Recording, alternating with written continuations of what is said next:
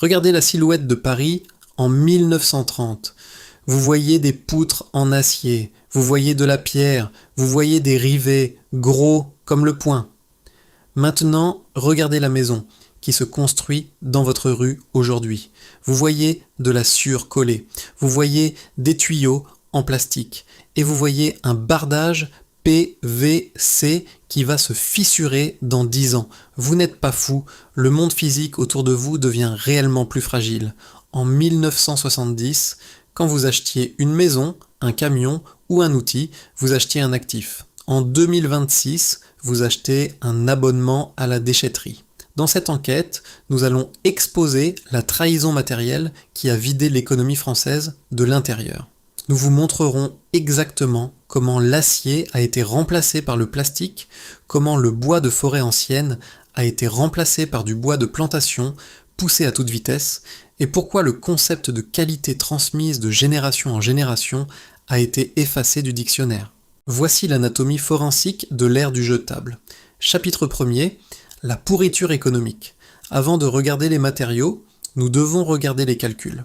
En 1970, le coût des matériaux représentait environ 40% du prix d'une maison neuve ou d'un véhicule. Vous payez pour la substance physique. Aujourd'hui, les matériaux représentent moins de 20% du coût.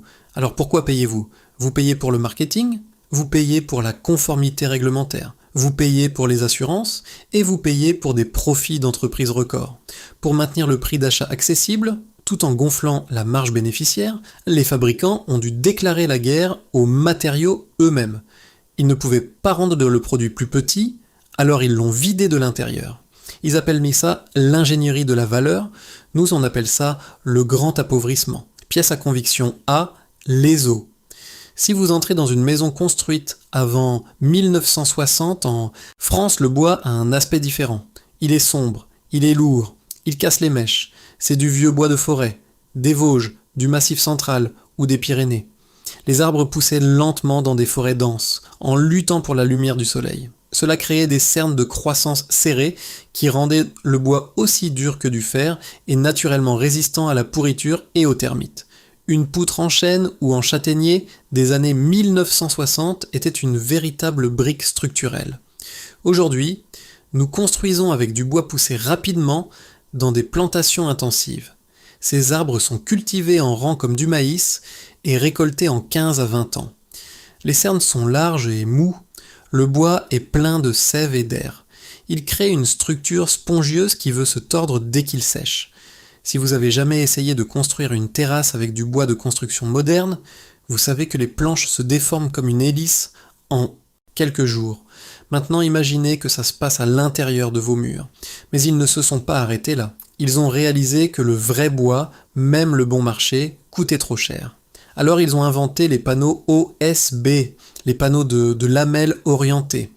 Ils ont pris les restes, les déchets et les copeaux de bois, les ont mélangés avec de la colle et pressés en feuilles. Les pompiers en France les appellent de l'essence solidifiée parce que ça brûle en quelques minutes. Mais pour le constructeur, c'est juste de l'efficacité. Ils ont remplacé un squelette en bois de fer par un squelette en flocons d'avoine et colle. Quand cette colle se mouille, elle se dissout, la structure se transforme en bouillie. Nous construisons des maisons jetables sur des crédits immobiliers de 30 ans. Pendant 100 ans, l'étalon or pour la plomberie a été le cuivre. Le cuivre est antimicrobien. Il ne se dégrade pas à la lumière du soleil. Les rongeurs ne peuvent pas le ronger. Si vous achetez une maison avec des tuyaux en cuivre, ils tiendront probablement 80 ans, mais le cuivre coûte de l'argent, alors l'industrie est passée au PEX et au CPVC, c'est-à-dire au plastique. On nous a dit que c'était mieux, on nous a dit que c'était flexible, on nous a dit que c'était l'avenir, mais ils ont oublié de mentionner les inconvénients. Ils ont oublié de mentionner que si un rat entre dans vos murs et dans les vieilles immeubles haussmanniens de Paris ou les copropriétés des années 70 en banlieue, on sait trop bien que ça arrive, il rongera à travers un tuyau PEX en 30 secondes pour accéder à l'eau. Ils ont oublié de mentionner que si le PEX est exposé aux rayons ultraviolets pendant la construction, il devient cassant et peut craquer 10 ans plus tard. Et ils ne parlent certainement pas des fuites chimiques qui se produisent quand l'eau chaude stagne dans des tuyaux en plastique bon marché pendant des décennies. Nous avons échangé la permanence du métal contre la commodité d'un tuyau d'arrosage, juste pour que le constructeur économise 50 € par maison. Pièce à conviction C, le cœur. C'est le changement le plus scandaleux de tous. Ouvrez le capot d'une vieille Renault 4 ou d'une Citroën 2 chevaux. Vous voyez un bloc moteur en fonte. Vous voyez une culasse en aluminium. Vous voyez un radiateur en métal. Maintenant, regardez un moteur moderne. La rampe d'admission est en plastique. Les couvercles de culbuteur sont en plastique. Le carter d'huile est en plastique. Les ingénieurs vous diront que c'est pour réduire le poids. C'est un mensonge. C'est pour réduire les coûts. Le grand coupable est le système de refroidissement. Autrefois, la pompe à eau avait une turbine en métal. Elle tournait pendant des décennies. Aujourd'hui, beaucoup de constructeurs utilisent une turbine en plastique. Avec le temps, le liquide de refroidissement chaud rend le plastique cassant. Les pales se brisent à l'intérieur du bloc moteur. Le moteur surchauffe, le joint de culasse cède, votre voiture à 40 000 € est détruite par un bout de plastique qui vaut quelques centimes. Nous voyons aussi la disparition de la jauge de transmission. Les boîtes de vitesse avaient autrefois une tige métallique qui vous permettait de vérifier le niveau du fluide en 10 secondes. Aujourd'hui, ce sont des unités scellées. Ils prétendent que le fluide est à vie, mais par à vie, ils entendent la durée de la garantie. Une fois la garantie expirée, le fluide se dégrade, la boîte de vitesse cède, et comme il n'y a pas de jauge, vous ne l'avez jamais vu venir. Pièce à conviction, D, le cerveau. Cela nous amène aux appareils ménagers de votre cuisine et de votre buanderie. La machine à laver de votre grand-mère a duré 30 ans. Elle était bruyante, elle faisait trembler le sol, mais elle fonctionnait. C'est parce qu'elle était mécanique. Elle utilisait un minuteur physique avec des engrenages et des ressorts. Si elle tombait en panne, vous pouviez acheter une pièce pour 20 francs et la réparer. Aujourd'hui, votre machine à laver est un ordinateur qui se mouille. Ils ont remplacé le minuteur mécanique par une carte électronique bon marché. Ils placent ce cerveau électronique délicat dans un environnement chaud, humide et vibrant. C'est une recette pour la panne. Les condensateurs sur la carte gonflent et explosent. Les joints de soudure se fissurent à cause des vibrations. Et quand la carte meurt, vous ne pouvez pas remplacer juste un condensateur. Vous devez remplacer le module électronique entier qui coûte 150 € ou plus. Mais le vrai tueur est le roulement scellé. Les vieilles machines avaient des roulements que vous pouviez graisser. Les nouvelles machines ont des roulements scellés à l'intérieur de la cuve en plastique. Quand le roulement cède, vous ne pouvez pas le changer. Vous devez jeter toute la machine. C'est pourquoi on voit des Samsung et des LG de 5 ans s'entasser dans les déchetteries de la communauté de communes, tandis que de vieilles machines Thomson et Brandt des années 80 et 90 fonctionnent encore dans des caves et des maisons de campagne. Pièce à conviction E, la peau. Enfin, nous devons parler de l'illusion de qualité. La production moderne a maîtrisé l'art de faire paraître les matériaux bon marché comme coûteux. Regardez le chrome sur un SUV moderne. Autrefois, le chrome était une couche de métal déposée galvaniquement sur de l'acier. Il était dur. Il était froid au toucher. Aujourd'hui, c'est du plastique métallisé sous vide. C'est une fine couche de feuilles brillantes pulvérisée sur un morceau de plastique moulé.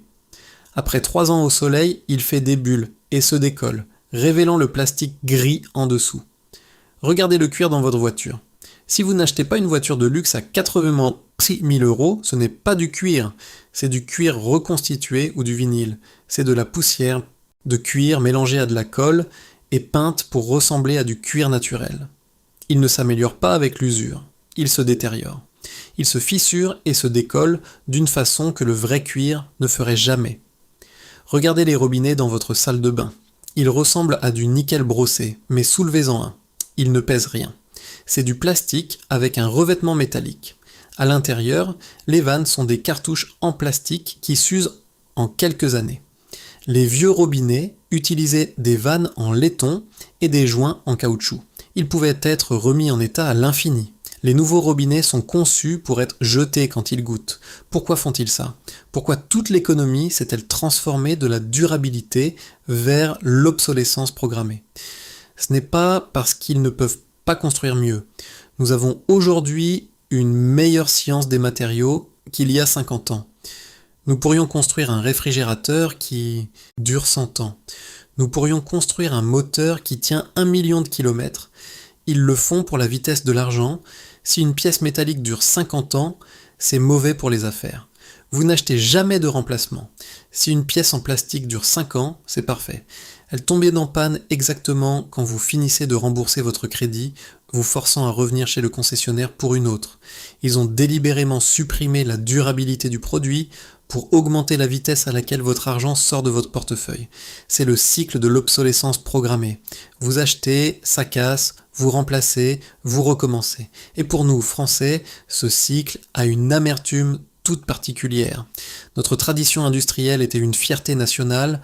Renault, Citroën, Moulinex, Thomson, Le Creuset, ces noms ne représentaient pas seulement des marques, ils représentaient des générations de savoir-faire, la fierté de l'ouvrier et des produits qui se transmettaient de père en fils.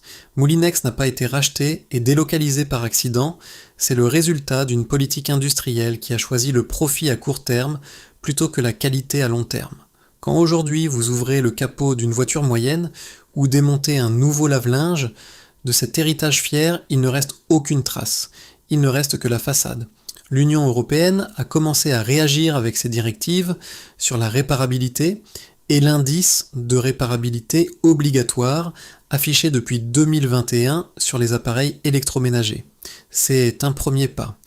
Mais un indice de réparabilité ne sert à rien si les fabricants continuent de concevoir des produits impossibles à réparer en pratique.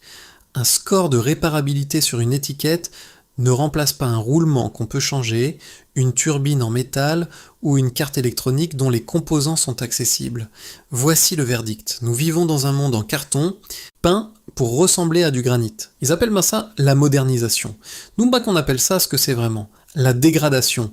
La raison pour laquelle les outils de votre grand-père fonctionnent et que les vôtres, tout neufs, sont cassés, n'est pas de la nostalgie, c'est de la physique. Alors que faites-vous? Refusez le neuf, entretenez le vieux, réparez les installations en cuivre, gardez la fonte, huilez le vieux bois, et quand vous devez acheter quelque chose, cherchez les marques qui utilisent encore du métal, celles qui utilisent encore des vis plutôt que de la colle.